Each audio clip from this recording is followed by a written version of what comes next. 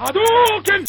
Welcome to the Know, I'm Turney. I'm Jenkins. Remedy couldn't stop with just breaking time. Now they're breaking comment sections because, shockingly enough, people are kind of pissed about Quantum Break once again. Wow, that happens a lot. We're devoting a lot of outrage to a game made by the same people that made Alan Wake. Only this time there might be something to it, to the outrage that is. Speaking with Game Informer yesterday, Remedy confirmed that the live-action component of Quantum Break will not actually be on the disc when the game releases, but instead will have to be streamed via Xbox One and PC. Providing some more clarity into the choice to stream the game's content was narrative designer Greg Loudon, who said the decision was mostly made to save disk space. Since the cutscenes have more than 40 different variations, the video file size was simply too much to cram onto the disc with the rest of the game. Of this absurd video size, Loudon said, "I can't give you an exact size, but it is big. I bet it is." We wanted to create this high-quality game experience and use all the disk space to maximize the visual effects qualities of the animations and all of that stuff. Oh yeah, he went on to say that streaming the content was a solution that made the most sense to them. If you've been following Quantum Break at all, and even if you haven't, since Microsoft really wants you to play it, you might know that the live-action TV show component of the game is fairly integral to the whole experience. It's actually one of the main things we've been hearing about for the game for years now, even when we couldn't figure out what exactly Quantum Break was, or is still, except that Littlefinger from Game of Thrones and one of the Ashmore twins is in it. Sure. As a player finishes each chapter of the game, there will be a live-action episode that complements the story and gives the player tips on how to proceed.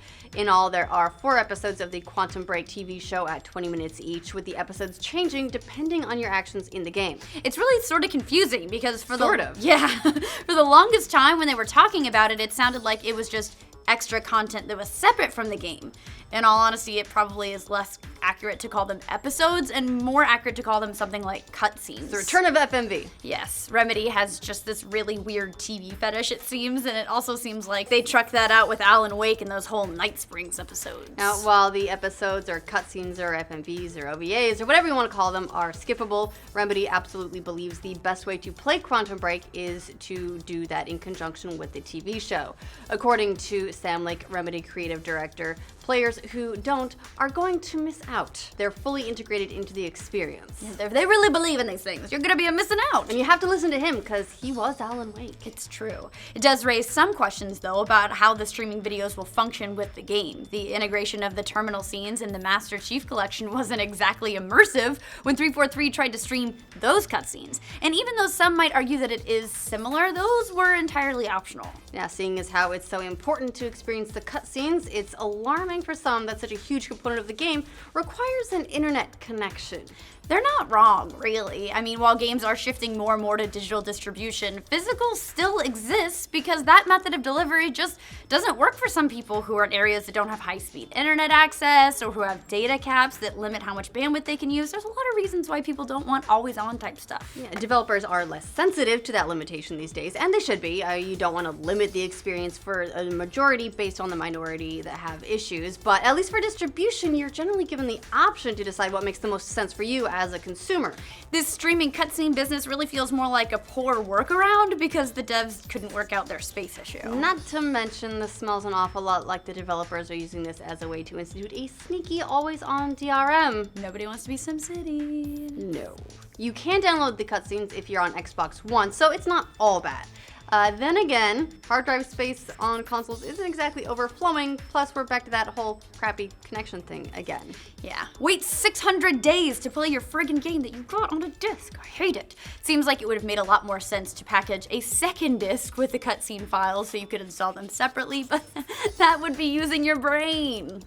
Second Blu-ray? What? No. That makes no sense. Honestly, they should have just crowdfunded the cost of another Blu-ray disc. It'd be like $5. If you're wondering if PC players are going to be able to download the cutscenes, well, it doesn't sound like it. Remedy's comments to Game Informer yesterday specifically only called out the videos as being downloadable to Xbox One.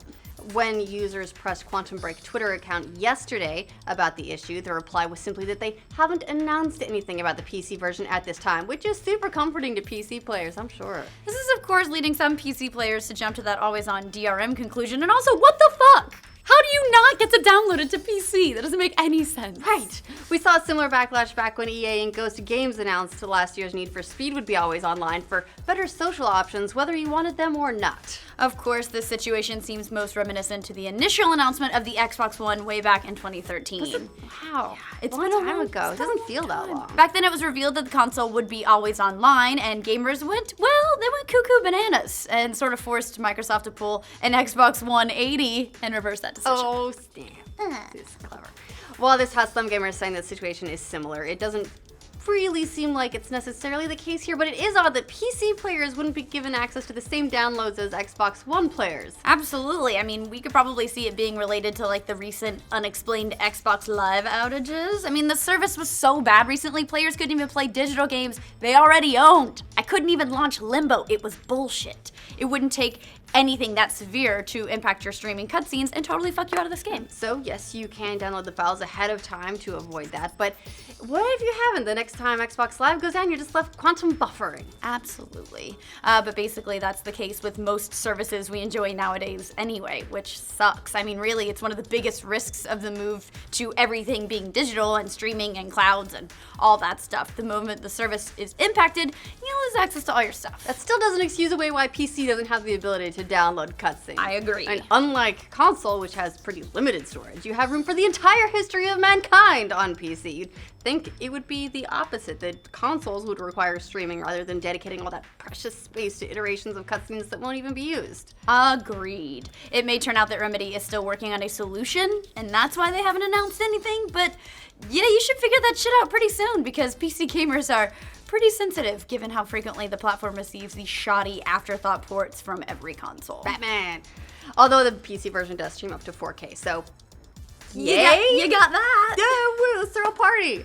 Hopefully Microsoft will change their minds on it, or at least clarify if it is actually getting it, because right now it seems like it could seriously limit the experience. So what do you guys think about this whole quantum break buffering issue? Let us know in the comments down below. For more reasons to direct your rage at all of the things, we'll find them. Remember to like this video and subscribe to the Know. Hey, was the video still recording? Yay! We did it! Seemed like it was gonna be one of them.